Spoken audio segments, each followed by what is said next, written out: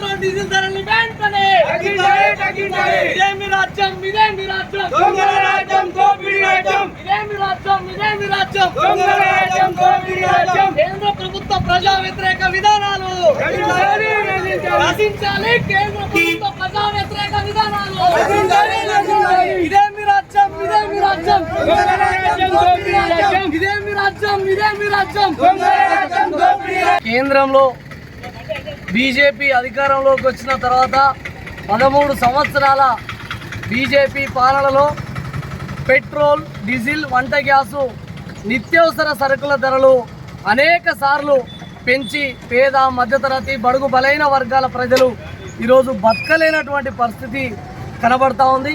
మరియు సామాన్య ప్రజలు ఆటోలు ట్రాక్టర్లు మరియు ద్విచక్ర వాహనాలు ఇతర వాహనాలు నడపాలంటే పెట్రోల్ డీజిల్ అది నిత్య సరుకు లెక్క ధరలు చమురు ధరలు పెరుగుతున్నాయన్న సాకుతోటి మరియు మోడీ గారు అధికారంలోకి వచ్చిన తర్వాత విపరీతంగా పెంచి మోయలేని భారాన్ని ఈరోజు పేద మధ్యతరగతి ప్రజల మీద తీవ్రమైనటువంటి భారాన్ని మోపడం చాలా దురదృష్టకరమైనటువంటి విషయం.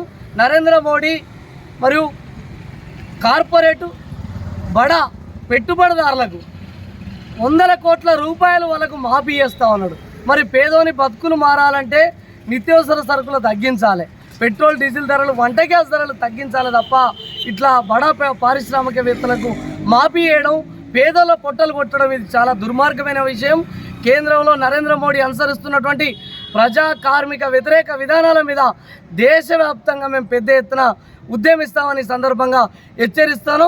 గత 2 రోజుల కింద పెంచినటువంటి పెట్రోల్ డీజిల్ ధరలను వెంటనే బేషరతుగా తగ్గించి యథావిధిగా పేద ప్రజలకు అందుబాటులో ఉంచాలని సందర్భంగా మేము సిపిఐ చేర్యాల మండల కమిటీ ఆధ్వర్యంలో ఈరోజు ఆటోకు తాడు కట్టి వినూత్న రీతిలో నిరసన కార్యక్రమాన్ని చేపట్టడం జరిగింది.